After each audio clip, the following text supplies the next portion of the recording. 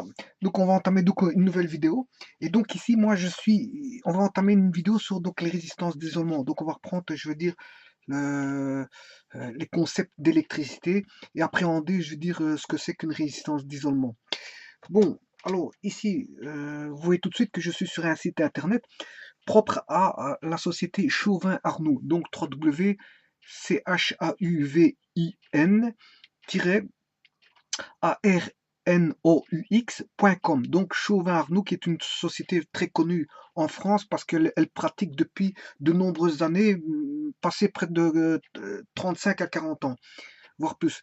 Je veux dire, bon, donc en fait, ils fabriquent des appareils de mesure et ils sont notamment connus depuis très très longtemps pour leur fabrication d'appareils de mesure, dont le mégomètre. Le mégomètre était déjà bon, fort connu déjà il y a très très longtemps de la part de la société française ici, Chauvin-Arnoux. Bon, spécialiste dans le domaine de l'électricité, mais notamment spécialiste dans le domaine des mesures euh, de résistance d'isolement. Alors, donc, le site, qu'est-ce que c'est que ce site-là? Oula. Ici, il faut que je remette le câble. Le câble s'est débranché.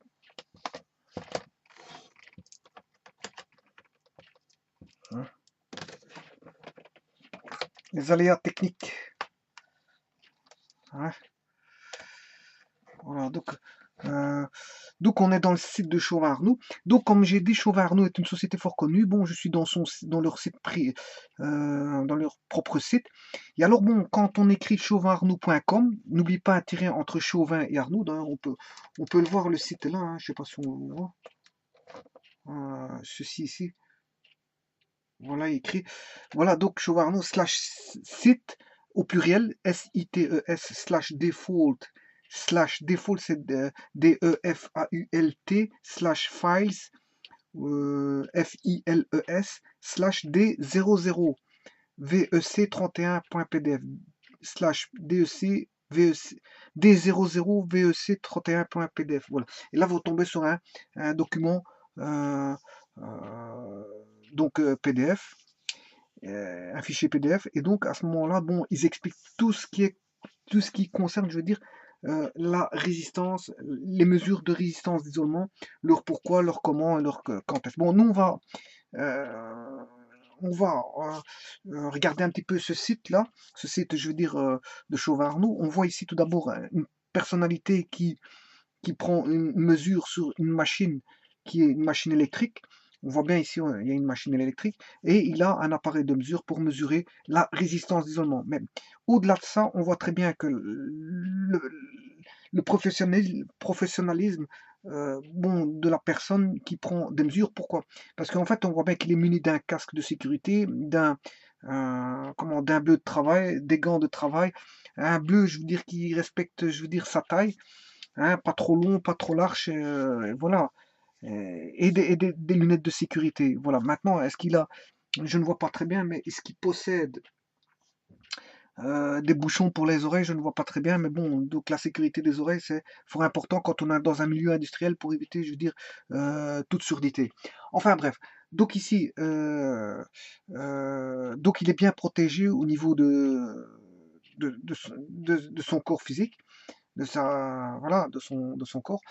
Donc en fait, il fait bien partie, il montre bien, je veux dire, que son travail est de qualité et exige, je veux dire, un professionnalisme au niveau qualité, au niveau présentation, au niveau euh, bon, ce sont déjà les premières exigences et notamment celle du savoir-faire au niveau de des prises de mesure, au niveau de l'appareil de la résistance d'isolement. Voilà.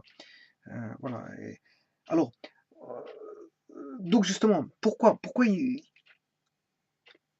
ont-ils inventé donc le mégomètre ou tout autre appareil relatif à la mesure de tension de claquage? Eh bien, tout simplement, c'est pour assurer donc une sécurité, une fiabilité de fonctionnement, une sûreté de fonctionnement. de l'appareillage électrique. Bon, quand j'entends euh, sûreté de fonctionnement, j'entends par là, sous ce vocable, donc c'est l'ensemble des techniques et des outils bon, nécessaires qui doivent permettre donc la conception, euh, enfin, dès la conception, de rencontrer donc les exigences, les besoins du client en matière de fiabilité, maintenabilité, disponibilité, sécurité, ce qu'on appelle le FMDS. FMDS, voilà. Donc, ce sont des outils qui assurent le FMDS en fait.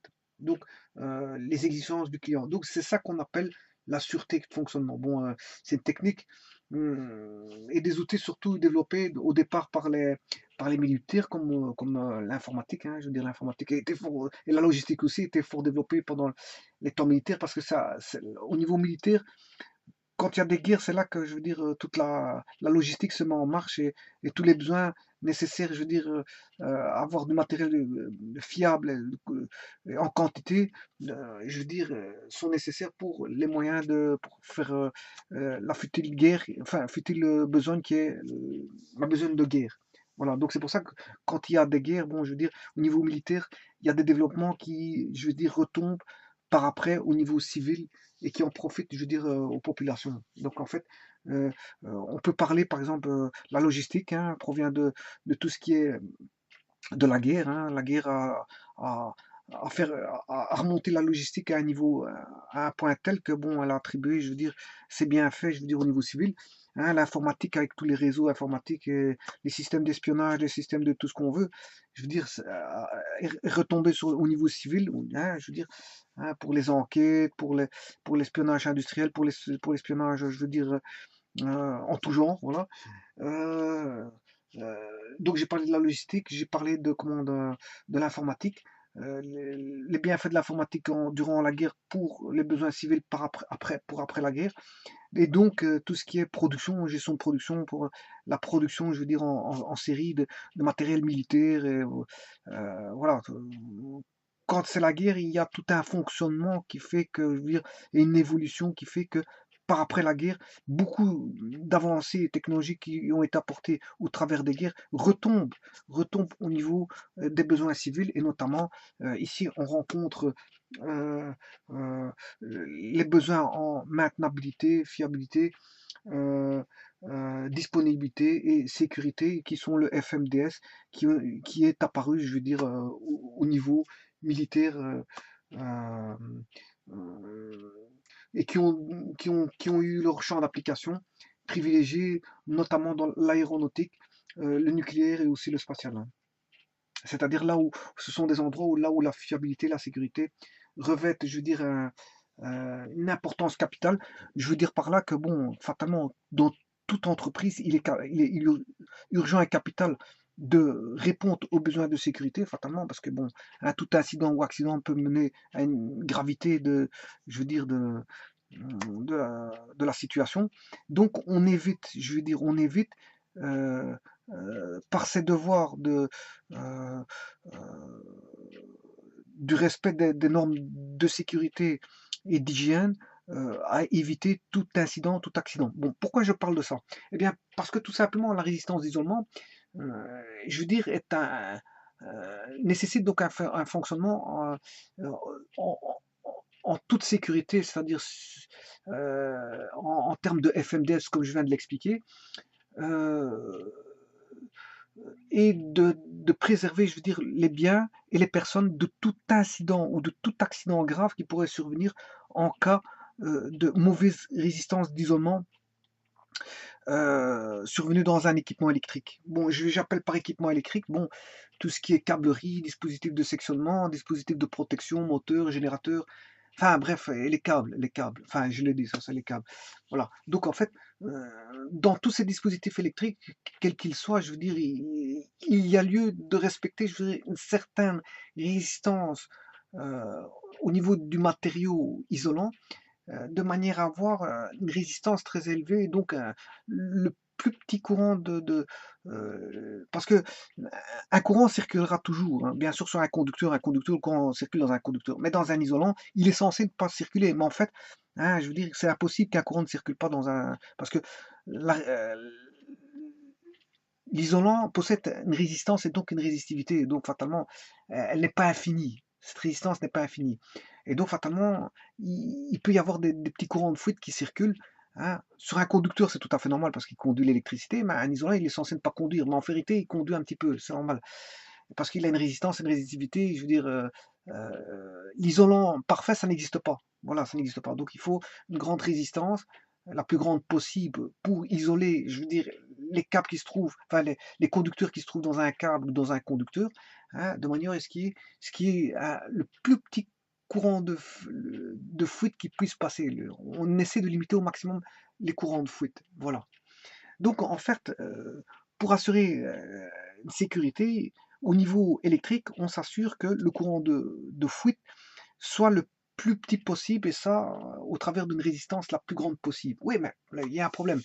Il y a un problème de qualité d'isolement parce que l'isolement évolue avec son milieu, avec le temps.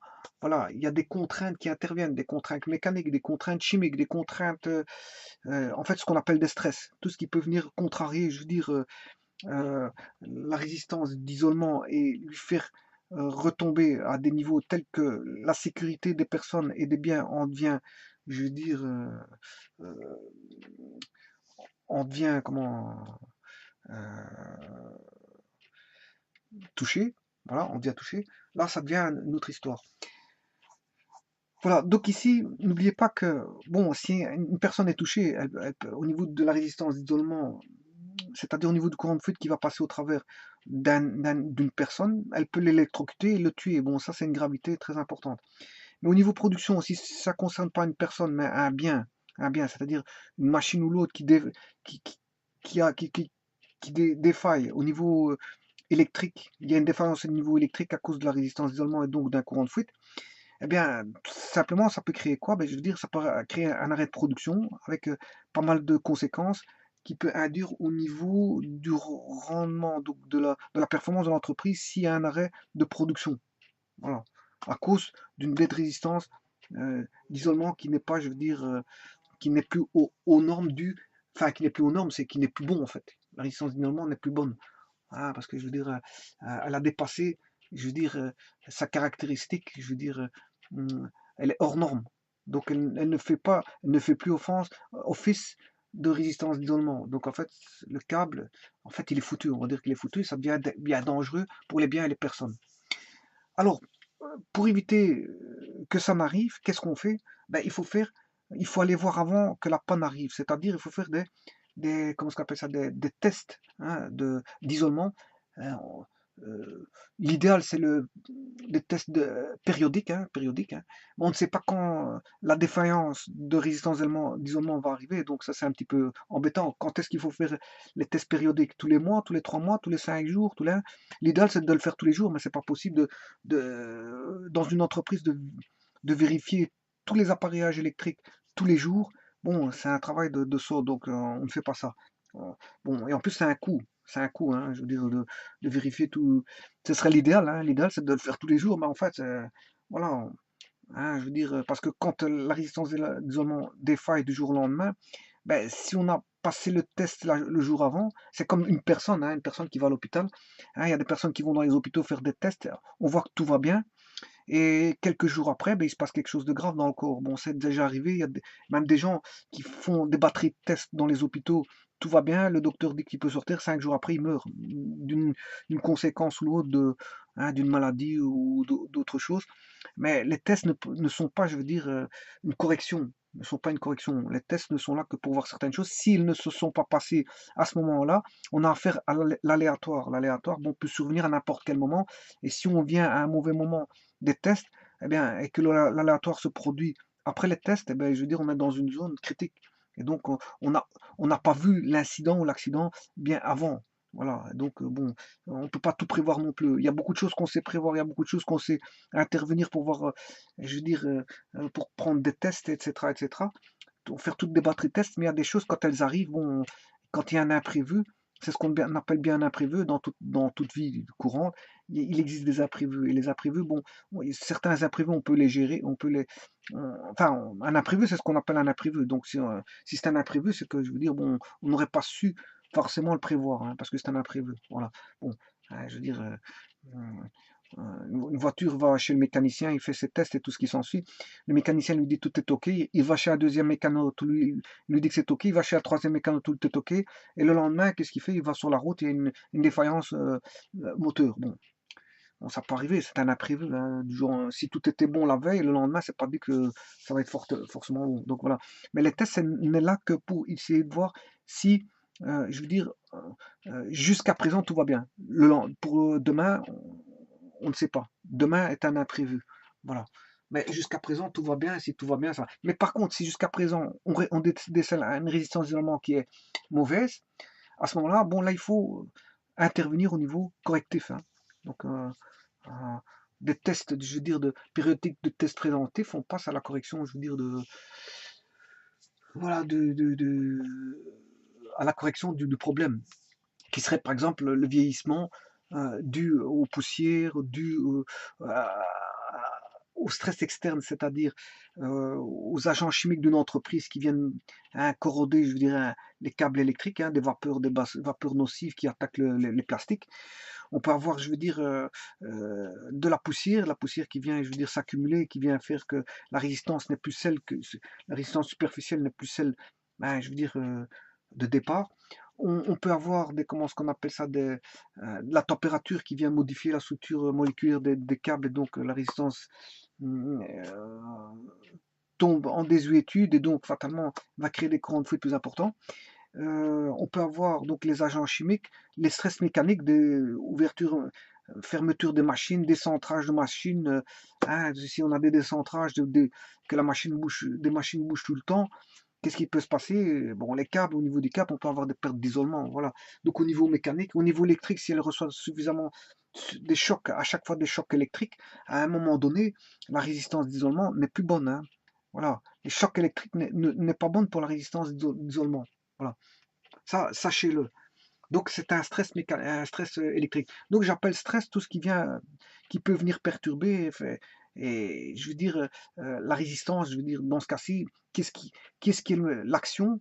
L'action négative, c'est le stress mécanique, chimique, le stress, comment on a dit, de la température, hygronomique dû à l'humidité, etc. Enfin, tous ces stress peuvent créer quoi? Euh, des conséquences au niveau de la résistance d'isolement. Donc des stress sur quoi? Mais sur la résistance d'isolement dans ce cas-ci. Voilà, donc en fait, sans oublier donc l'effet du temps avec le vieillissement du conducteur électrique, de l'isolant du conducteur électrique. Voilà.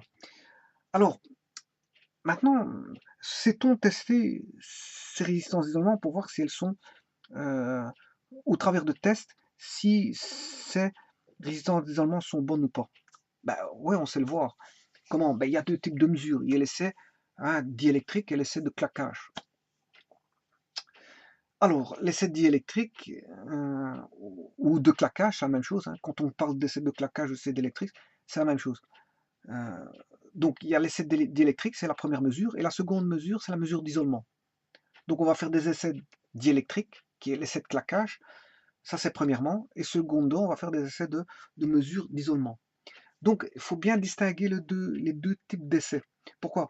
Parce que l'essai de claquage, bon, c'est quand l'isolant supporte une certaine tension moyenne, on va dire de durée, enfin, c'est quand l'isolant supporte une surtension, pardon, une surtension de moyenne durée, on va dire, sans qu'il y ait un amorçage. Voilà, c'est ça. L'essai de claquage, c'est plutôt ça.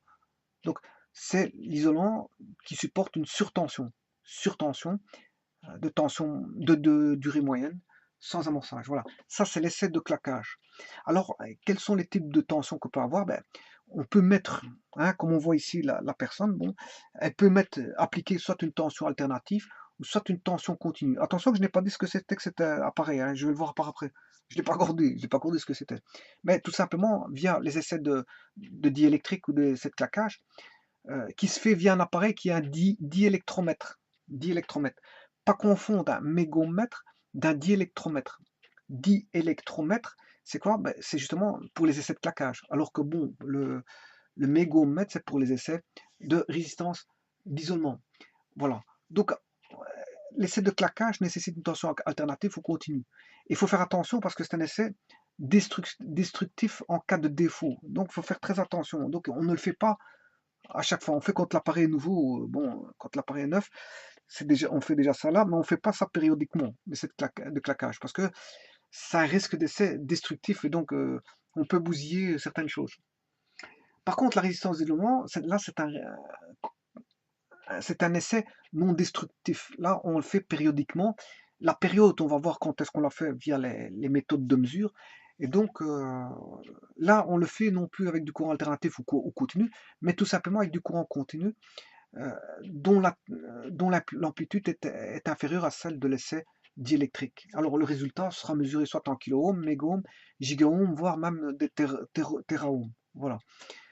Et justement, cette résistance exprime justement la qualité d'isolement entre deux conducteurs. C'est ça la résistance d'isolement. Elle va donner la qualité d'isolement entre deux conducteurs. Alors, cet essai, l'essai de résistance d'isolement, c'est un essai qui est non destructif.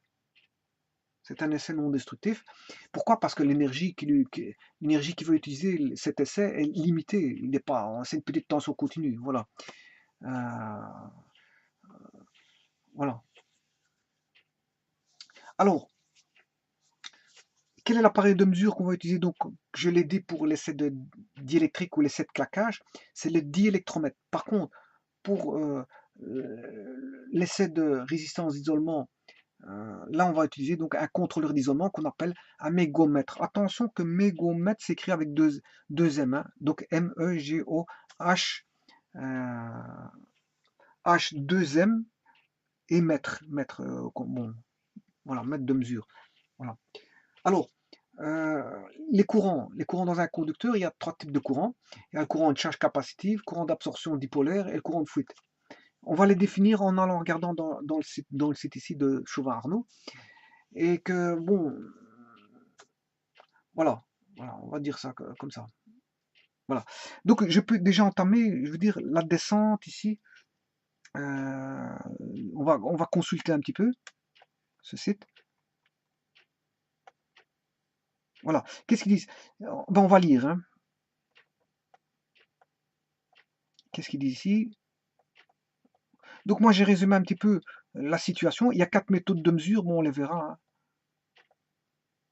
Donc la mesure d'isolement, l'ensemble des installations, équipements électriques respectent des caractéristiques d'isolement doivent respecter normalement des caractéristiques d'isolement afin de permettre leur fonctionnement en toute sécurité. Que ce soit au niveau des câbles de raccordement, des dispositifs de sectionnement. Dispositif de sectionnement, c'est un système de coupure de coupure de circuit et de protection. Dispositif de protection, c'est tout ce qui est disjoncteur, fusible, voilà, c'est ça en fait. Voilà. Ou au niveau des moteurs et générateurs. Un moteur, bon, c'est une transformation d'énergie électrique en énergie mécanique, donc en fait, il va faire un travail dédié normalement à l'homme. Auparavant, c'était les hommes et les chevaux qui s'occupaient des travaux, des bœufs et des animaux, des zébus et de tout ce qui s'ensuit, des animaux qui venaient en aide à l'être humain. Maintenant, ce sont les moteurs qui travaillent, ce sont plus les êtres humains. Et des générateurs. Les générateurs, c'est quoi? C'est une transformation d'énergie, d'un certain type d'énergie à un nucléaire, si c'est une centrale nucléaire, euh, chimique, si c'est des piles vers l'électricité, vers l'électrique. Générateur, c'est transformation d'énergie d'un type vers énergie électrique. Bon, et l'énergie de base, peut-être l'éolien, mécanique, d'origine mécanique, d'énergie nucléaire, d'énergie chimique, de tout type d'énergie, à la base, peut être transformée en énergie électrique pour donner un générateur électrique. Voilà. Et là aussi, il faut mesurer, il y a une résistance d'isolement dans les câbles, dans les générateurs, enfin sur l'arrivée des cosses, des câbleries, des bobines, hein, voilà, dans tout ça, il y a, je veux dire, euh, donc des résistances qui doivent être isolées, voilà, par rapport au reste de l'extérieur. Donc, l'isolement des conducteurs électriques est réalisé à l'aide de matériaux présentant une forte résistance électrique, de façon à limiter au maximum la circulation de courant en dehors des conducteurs. Voilà. Donc, c'est bien ce qu'ils disent. Donc, c'est ce que j'ai expliqué, c'est que les conducteurs sont animés, enfin, on possède une certaine résistance électrique qui est assez suffisamment grande pour, justement, pour éviter que un courant de fuite ne circule Enfin, il y a toujours un courant fluide qui va circuler, mais on essaie d'éviter pour avoir, en tentant d'avoir la plus grande résistance possible. C'est ce qu'ils veulent dire ici, c'est ce que j'ai expliqué tout à l'heure. Voilà. La qualité de ces isolements s'altère au fil des ans, de par les contraintes auxquelles sont soumis les équipements. Cette altération induit une réduction de la résistivité électrique des isolants, qui par là même crée une augmentation des courants de fluide qui conduisent à des incidents dont la gravité peut être conséquente en termes de sécurité des personnes et des biens, mais également en coût d'arrêt de production dans l'industrie. Je l'ai dit. Ça, je l'ai dit. Bon, ouais, pas trop vite.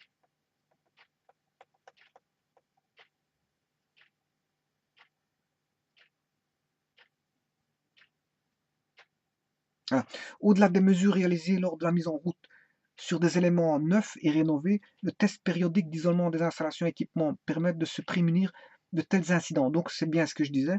En fait, on essaie de faire des tests, je veux dire, de manière périodique pour justement tenter de voir si il y aurait une éventuelle ou cause probable, je veux dire, de perte de résistance d'isolement. Je veux dire, et plus on prend des tests, et plus la probabilité de tomber sur une panne est grande, hein. Je veux dire, plus on fait de tests, hein, et plus la probabilité de trouver une panne, je veux dire, entre deux tests, on peut trouver facilement, rapidement une panne, hein, de manière, je veux dire, sur un segment de test donné, on peut trouver une panne facilement. Contrairement à si on prend de manière très éloignée, les tests, si on les fait de manière très éloignée, bon, qu'est-ce qui peut se passer? C'est que une panne a déjà eu lieu depuis longtemps et elle s'est aggravée, et là, ça risque d'aboutir à des conséquences fâcheuses. Voilà, c'est ça que je veux dire. Bon, alors, elle permet de détecter le vieillissement, donc la dégradation prématurée des caractéristiques d'isolement.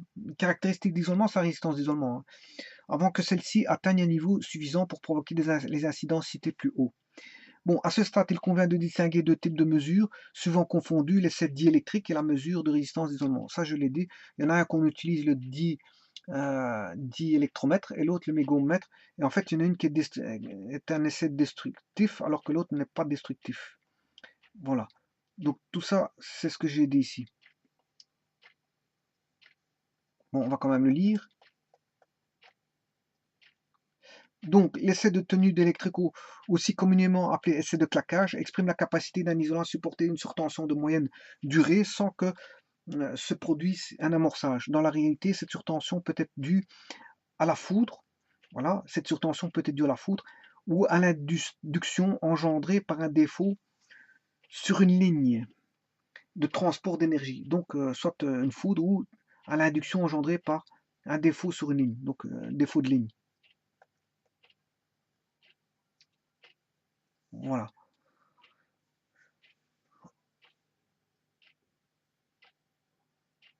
Donc ça, c'est la tenue diélectrique, hein. Donc elle a un défaut serait dû à une surtension due à la foudre ou un défaut de ligne. Dans la réalité, cette surtension peut être due à la foudre ou à l'induction engendrée par un défaut de ligne de transport d'énergie. L'objectif principal de cet essai est de s'assurer que les règles de construction relatives aux lignes de fuite et aux distances d'isolement ont été respectées. Voilà, parce qu'en fait, ils doivent respecter les distances d'isolement, hein, voilà, dans la normalisation, et des lignes de fuite. Voilà. Donc ça, c'est normalement, quand ils font dans le transport de lignes électriques, ils doivent respecter ces deux paramètres-là, en fait. Bon, l'essai est souvent réalisé en appliquant une tension alternative, mais il peut également être réalisé avec une tension continue. L'appareil nécessaire à ce type de mesure est un diélectromètre. Voilà, c'est ce que j'ai expliqué tout à l'heure. Le résultat obtenu est une valeur de tension le plus souvent exprimée en kilovolts. Voilà, ici c'est en kilovolts, hein. Voilà, je ne l'ai pas dit, mais ici, l'essai diélectrique, les mesures sont en kilovolts. Voilà. L'essai diélectrique présente un caractère plus ou moins destructif en cas de défaut selon les niveaux de test et l'énergie disponible dans l'appareil disponible dans l'appareil. Donc, plus la tension, je veux dire, disponible dans l'appareil est grande, et plus le risque de destruction en cas de défaut sur la ligne ou là où on mesure risque d'être plus grave. Puisque, en fait, plus l'énergie qu'on va donner, je veux dire, pour mesurer, hein, et s'il y a un défaut, ben, le défaut, je veux dire, il va prendre plus. Il va, voilà, il risque de prendre plus. De ce fait, ils sont réservés aux essais de type sur des équipements neufs, voire rénovés. Voilà.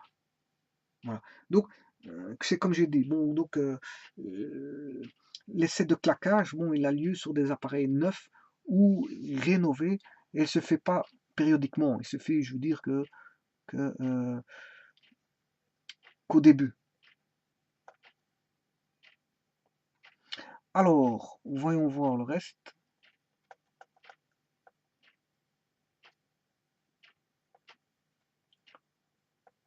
Donc, tout ça, j'ai dit, hein. Donc ici, qu'est-ce que j'ai dit aussi? Que la mesure de la résistance d'isolement est quant à elle non destructive. Je l'ai dit aussi, il y en a un qui est destructif, l'autre qui n'est pas destructif. Et la mesure de résistance d'isolement, c'est un essai non destructif. Dans les conditions normales de test, bien sûr, dans les conditions normales de test, parce que si on fait autre chose, c'est normal que ça peut se bousiller aussi. Réalisé en appliquant une tension continue d'amplitude inférieure à celle de l'essai diélectrique. Voilà. Donc ici, c'est une tension continue inférieure à l'essai diélectrique, c'est ce que j'ai expliqué. Elle fournit un résultat exprimé en kiloohms, mégohms, gigaohms, voire téraohms. Et donc, vous voyez que pour l'un, c'est le kilovolt, et pour l'autre, c'est des résistances de nature ohmique. Voilà. Cette résistance exprime la qualité de l'isolement entre deux éléments conducteurs. Son caractère non destructif, car l'énergie est limitée. Bon, on met une petite tension, fatalement, on ne sait pas, je veux dire, bousiller quoi que ce soit. La rend particulièrement intéressante pour le suivi du vieillissement des isolants durant la période d'exploitation d'un équipement ou d'une installation électrique. Cette mesure est réalisée au moyen d'un contrôleur d'isolement, également appelé mégomètre. Bon, tout ça, j'ai dit. Bon, on va descendre ici. L'isolement est cause de défaillance de l'isolement. Donc ici, on va parler de l'isolement et non pas de la tension de claquage, hein, non pas de perte de diélectrique, mais de l'isolement.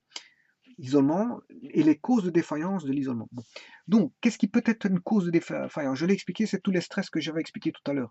Donc, la mesure d'isolement à l'aide d'un mégomètre s'inscrit dans une politique de maintenance préventive. Voilà, donc c'est une politique d'entreprise qui, au travers de, je veux dire, de la hiérarchie, euh, instruit le personnel en charge de la maintenance de, de faire des maintenances préventives périodiques. Voilà. Et il convient de comprendre les différentes causes de dégradation possible des performances d'isolement afin de pouvoir conduire la mise en place des mesures visant à corriger les dégradations. Voilà. Donc en fait, ce qui se passe, c'est que bon, quand il y a une politique d'entreprise qui dit que bon, elle envoie des personnes, je veux dire, sur le terrain, des personnes compétentes effectivement, qui vont faire une étude des cas, une étude des cas comment on appelle ça, de causes de dégradation possible. Bien sûr, quand on dit étude, c'est mettre tout sur papier, je veux dire, et d'en établir les causes, quand est-ce que ça provient, faire toute une statistique, hein, je veux dire, relatif, je veux dire, aux défaillances rencontrées. Voilà. Il est possible de classer ces causes de défaillance de l'isolement en 5 groupes. Voilà. Tout en gardant à l'esprit que ces différentes causes s'additionnent mutuellement en l'absence de mesures correctives pour conduire aux incidents indiqués précédemment. Donc en fait, c'est pas une qui agit ou l'autre, mais parfois c'est la conséquence de plusieurs ensembles qui font en sorte que la dégradation de l'isolement se fait. Par exemple, ici, je prends les stress d'origine électrique. Ils sont principalement liés à des phénomènes de surtension et de sous-tension. Donc, alimenté avec des chocs de tension, hein, ou alimenté avec des chocs de petite tension, peut provoquer des stress d'origine électrique. Attention que quand on dit stress d'origine électrique, c'est pas forcément des surtensions, hein, parce que je vois qu'ici, ça peut être provoqué, c'est par une sous-tension. Voilà. Le stress d'origine mécanique, la séquence de mise en marche et de mise à l'arrêt, surtout lorsqu'elles sont fréquentes, les défauts d'équilibrage. Voilà, la machine va vibrer parce qu'elle n'est pas équilibrée, elle n'est pas centrée. D'équilibrage de machines tournantes, souvent les machines tournantes, hein, voilà, qui ne sont pas centrées, va provoquer, je veux dire, des aléas de vibration, hein, Et l'ensemble des chocs directs sur les câbles, et puis généralement les installations, vont créer des stress d'origine mécanique. Voilà. Maintenant, les stress provoqués par des origines de nature chimique. Bon, la proximité de produits chimiques, ça je l'ai dit, par exemple, ici il donne des exemples, hein, de l'huile, des vapeurs corrosives, ça je le dis, parce que par exemple, si on est dans une usine où on utilise de l'acide sulfurique, bon, ça va corroder comment on appelle ça, euh, tout ce qui est câblerie. De toute façon, on protège, hein. Hein, si on est dans une atmosphère corrosive, on essaie de protéger, hein, dans des, comment est-ce qu'on appelle ça, on va dire les câbles seront mis à la rigueur dans du béton, coffré dans du béton, avec un chemin de câble, voilà, un chemin de câble bétonné pour éviter les vapeurs corrosives qui viennent pénétrer à l'intérieur, voilà. Donc on peut penser à l'avance comment éviter, je veux dire, certaines choses si on est dans un milieu agressif. Voilà, donc ici, et de façon générale, donc qu'est-ce qui provoque le stress d'origine chimique? Ben, on l'a dit, les huiles, les vapeurs corrosives, et de façon générale, la poussière affectant les performances d'isolement des matériaux. Voilà. Les stress liés aux variations de température. Donc en combinaison avec les stress mécaniques provoqués par les séquences de marche et d'arrêt, des équipements, des contraintes de dilatation ou contraction affectant les caractéristiques des matériaux. Voilà, isolants. Donc tout matériau, quand il chauffe, il se dilate. Tout matériau, quand il se refroidit, il se contracte. Ben, les matériaux isolants qui sont en plastique ne dérogent pas à la règle et, je veux dire, subissent les mêmes conséquences que n'importe quel type de matériau. Quand il y a une chaleur, il se dilate. Fatalement, c'est au niveau intramoléculaire, hein, tout ça. Et quand il y a un refroidissement, la matière a tendance à se contracter.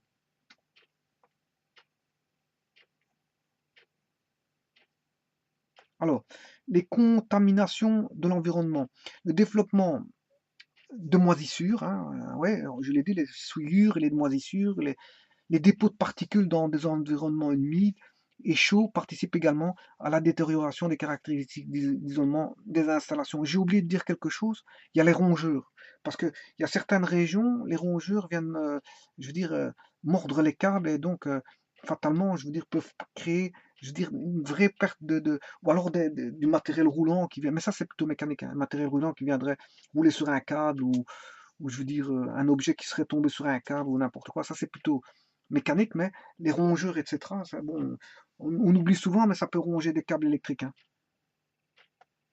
Bon, et ce qui va se faire électrocuter, c'est pas des, parce que si le câble n'est pas alimenté, hein, il a le temps de manger, et le lendemain, quand les gens viennent travailler, ils mettent le courant, là il y a du courant, hein, mais là les rongeurs ils sont plus là, hein, ils viennent peut-être la nuit, ou voilà. C'est des animaux qui sont pas bêtes non plus, hein. Ils viennent chercher à manger quand il y a personne, voilà, quand il y a des personnes humaines, bon, ils essaient de fuir parce qu'elles voient, elles ont des stimuli au niveau du danger qui savent ce qui se passe. Bon, le graphe ci-dessous illustre, dans le cas d'un moteur électrique, la répartition des causes de défaillance typiques. Voilà. Donc ça, c'est un diagramme en espèce de fromage. On peut euh, enlever chacune des parties. Le tout représente 100%, et donc là, chacune des parties représente le pourcentage, je veux dire, de cas de défaillance causés donc au niveau d'un moteur électrique, hein. Voilà. Par exemple, ici, je ne vois pas très bien les couleurs, mais disons que je prends le jaune. Le jaune, c'est 12%, c'est défaut mécanique. Donc, un moteur peut tomber en panne. Pourquoi? Parce qu'il y a un défaut mécanique. Alors, bon, je prends une couleur, je sais pas, qu'est-ce que je vois ici? Ça, c'est du mauve, 25%, et le mauve est là. Ben, 25%, c'est dû aux surcharges, c'est-à-dire qu'on demande au moteur de travailler, je veux dire, de manière plus que le moteur n'est fait pour être travaillé. C'est-à-dire la puissance du moteur on achète un moteur en fonction de sa puissance, et on le fait travailler en fonction d'une puissance, je veux dire, en bout d'arbre. En fin d'arbre, on lui demande une certaine puissance, un mécanique, hein. Mais si on dépasse cette puissance mécanique de bout d'arbre, fatalement, le moteur il commence à surcharger, il demande plus de courant, et s'il demande plus de courant, à ce moment-là, qu'est-ce qui se passe? Ben, à un moment donné, bon, il y a un thermique qui va déclencher, c'est pas ça, mais si on le fait une fois, deux fois, trois fois, après un certain nombre de fois, bon, je veux dire, je crois que le moteur il va rendre l'âme, hein. Bon, je veux dire, le moteur il va bien déclencher peut-être une fois, deux fois, mais après 1000 ou 2000 déclenchements intempestifs de manière de surcharge, ben, je veux dire, lui, il va rendre l'âme. Donc voilà, ça c'est bon, on peut avoir des défauts de phase, des défauts de phase. on peut avoir des défauts dégradation des isolants. Les isolants se dégradent. Caractéristiques hautes, 5% c'est autre, c'est en rouge. C'est toutes des causes qui ne sont pas reprises ici en fait. Et alors, on a les contaminations externes, hein, je ne sais pas combien de pourcents parce que je vois pas bien. Par contre, les défauts, euh, voilà. Donc la plus grosse partie, c'est 43%. Donc il est en bleu, et le bleu, c'est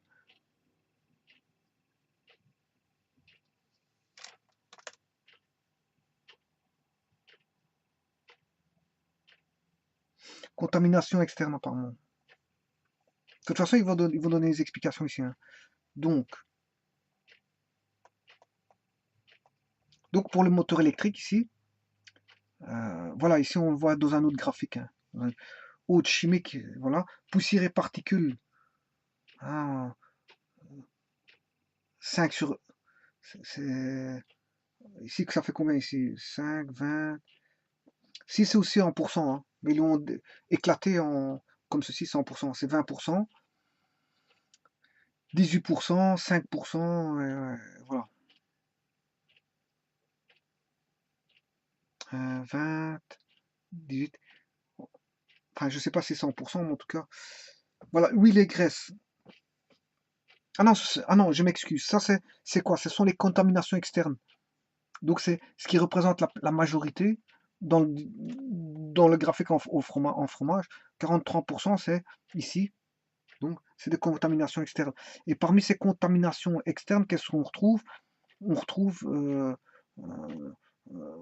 des poussières et particules, des moisissures, des huiles et graisses qui viennent foutre en l'air, donc je veux dire la machine tournante, donc le moteur, et encore autres chimiques. Voilà.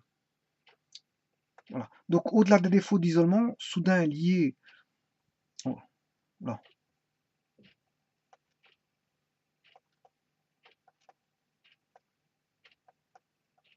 un peu trop haut.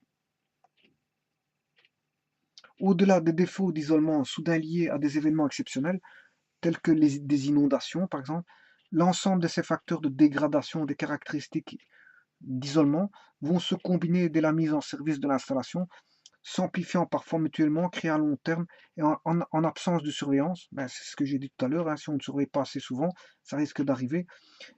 Des situations qui peuvent être critiques tant du point de vue de la sécurité des personnes, ça on le sait bien, que du point de vue opérationnel, c'est-à-dire au niveau des machines et donc des machines et des biens, et donc des biens avec les arrêts de production.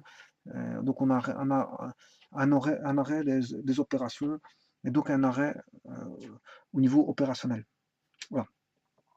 Donc la surveillance périodique de l'isolement d'une installation ou d'un équipement permet donc de surveiller cette dégradation et d'intervenir avant la défaillance complète. Bon, tout ça on sait. Alors revenons ici. Principe de la mesure d'isolement et facteur d'influence. Bon, euh, on va voir comment mesurer les principes de la mesure d'isolement euh, et les facteurs. Attention qu'ici on mesure l'isolement, hein, via un mégomètre ou ce qu'ils appellent aussi un contrôleur d'isolement. Je ne suis pas en train de voir le diélectromètre ici, hein. Voilà, ils ont parlé de diélectromètre, mais ici, ils n'étudient pas le diélectromètre, ils étudient le mégomètre, la mesure d'isolement. Le mégomètre, voilà, c'est ce qu'ils vont étudier ici en fait, hein. Voilà. Principe de la mesure d'isolement et facteur d'influence. La mesure de la résistance d'isolement s'appuie sur la loi d'Ohm. Ben ouais, U égale R fois I. U est égal à R fois I, c'est ça la loi d'Ohm. U égale R fois I. Bon, donc si U augmente, si enfin le R peut varier. Le R peut varier, euh, voilà. Et donc ils vont injecter une tension continue de valeur connue et de valeur inférieure à celle de l'essai diélectrique. Puis en mesurant le courant circulant, il est donc possible de déterminer simplement la valeur de la résistance d'isolement. C'est normal parce que, bon, si je connais la tension de base, qui est une tension continue, qui doit être bien sûr inférieure à la tension de, comment, de, de celle qu'on utilise au niveau de l'essai diélectrique. Bon, supposons qu'on envoie une tension via un petit appareil, j'envoie une tension continue, hein, inférieure à l'amplitude de l'essai de claquage. J'envoie une petite tension continue sur la résistance d'isolement. Bien sûr, suivant la loi d'Ohm, on sait bien que U est égal à R fois I, donc I est égal à U sur R. Donc je sais que mesurer le courant de fuite. Je sais mesurer le courant de fuite.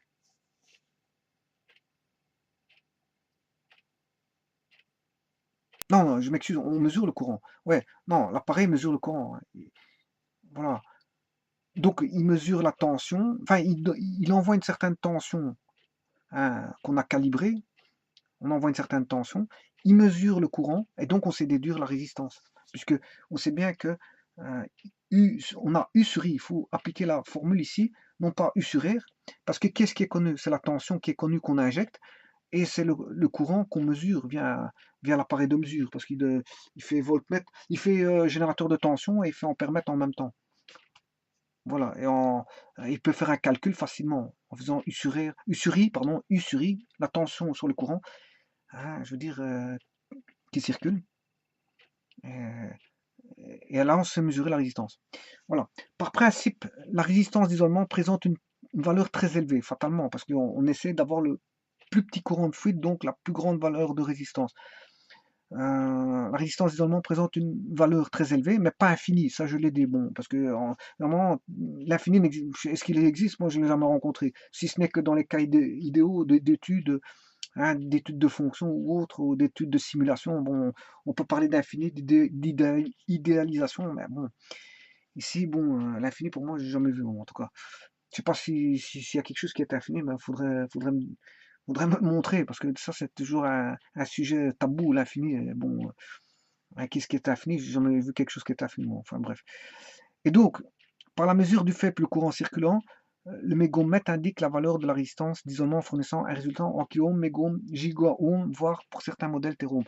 Donc, c'est ce que ça veut dire. Bon, si je mets une tension bien précise en continu, d'une certaine valeur, bon, si là, le courant est très très petit, fatalement, la résistance est très très grande. Et plus il a une grande résistance, mieux c'est.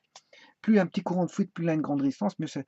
Mais l'inverse, c'est pas vrai. S'il a une grande courant de fuite et une petite résistance, là, ça commence à avoir les problèmes de résistance d'isolement, et ça commence grand courant de fuite veut dire que ça peut traverser sur un être humain et je veux dire se faire électrocuter, hein. Voilà. Ou courant de fuite qui peut aller vers une autre machine et perturber, faire un court-circuit ailleurs, hein. Voilà. Voilà. Enfin bref. Ici, cette résistance s'exprime la qualité de l'isolement, elle exprime la qualité de l'isolement entre deux éléments conducteurs, et fournit une bonne indication sur les risques de circulation de courant de fuite. Un certain nombre de facteurs affectent la valeur de la résistance d'isolement, donc la valeur du courant euh, circulant lorsqu'une tension constante est appliquée au circuit sous test. Ces facteurs comme par exemple la température ou l'humidité peuvent modifier considérablement la mesure. Dans un premier temps, analysons dans une hypothèse où ces facteurs n'influent pas la mesure, la nature des courants qui circulent lors d'une mesure. Bon, si je ne tiens pas compte du degré d'humidité et de la température, on va voir quels sont les trois types de courants, bon, qui circulent donc dans le corps et l'âme d'un isolant. Bon, en fait, ils disent tout simplement que le courant total, on en a parlé tout à l'heure, le courant total est la somme de trois courants, de trois composants de courant, en fait. Bon, on a tout d'abord un courant qui s'appelle un courant de charge capacitive, correspondant à la charge de la capacité de l'isolement sous test. Donc, ça veut dire que ce courant est transitoire, donc en fait, il va juste ne faire que passer, hein. Il est relativement élevé au départ, et puis il va faire que passer, et il décroît exponentiellement vers une valeur proche de zéro une fois que le circuit sous test est chargé électriquement. De façon similaire à la charge d'une capacité, au bout de quelques secondes, voire quelques dizaines de secondes, ce courant devient négligeable par rapport au courant à mesurer. On va le voir sur une courbe. On va le voir sur une courbe. En fait, c'est le courant de charge capacitive. Euh, En fait, le courant de charge capacitive, c'est le courant, bon, qui va traverser la capacité quand on va lui mettre une charge électrique.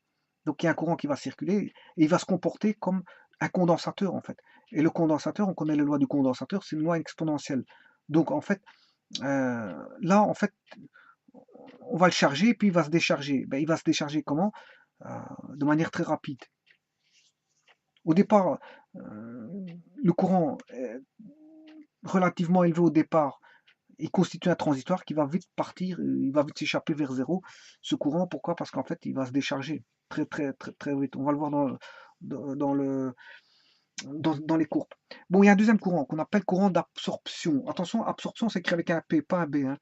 Il correspond à l'apport d'énergie nécessaire aux molécules de l'isolant pour se réorienter sous l'effet d'un champ électrique. C'est-à-dire que si on met un champ électrique, ben, on a un effet dipolaire avec tous les pôles qui vont se réorienter dans... Voilà, c'est ça le courant d'absorption. Voilà. Alors, c'est un courant d'absorption, donc dipolaire, sur l'arme en plastique, hein. Ce courant décroît beaucoup plus lentement que le courant de charge capacitive et nécessite plusieurs minutes pour atteindre une valeur proche de zéro. Donc en fait, le courant de charge capacitive, on a une forte valeur transitoire au départ et puis après il va descendre vite à zéro. Par contre, le courant d'absorption, lui, il va descendre plus lentement vers zéro. Et alors le troisième courant qu'on a, c'est le courant de fuite. Courant de fuite ou courant de conduction. Ce courant caractérise la qualité de l'isolement. Il est stable dans le temps en fait. Donc on va voir ça par les courbes. Voilà les courbes. Le graphe ci-dessous donne